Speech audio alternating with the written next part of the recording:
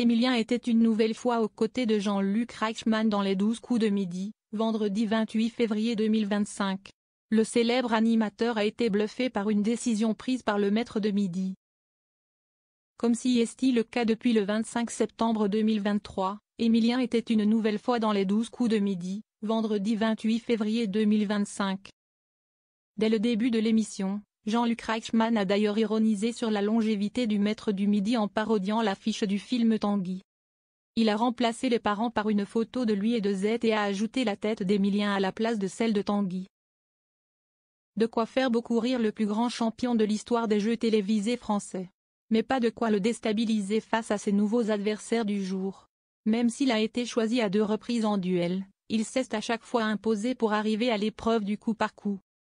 Chose rare pour être soulignée, il n'a pas trouvé une réponse à une question et a préféré passer. Quel youtubeur a sorti la vidéo 2 semaines pour découvrir le Japon? Avec Manga Workout, lui avait ainsi demandé l'animateur de la première chaîne avant de ne révéler la réponse, Inoxtag. Jean-Luc Reichmann s'est alors interrogé sur le fait qu'Emilien ne connaissait pas cette réponse.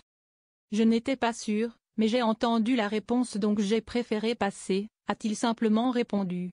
Pendant plusieurs secondes, l'animateur était bouche bée. Alors là, je voulais juste vous dire la bonne foi d'Emilien.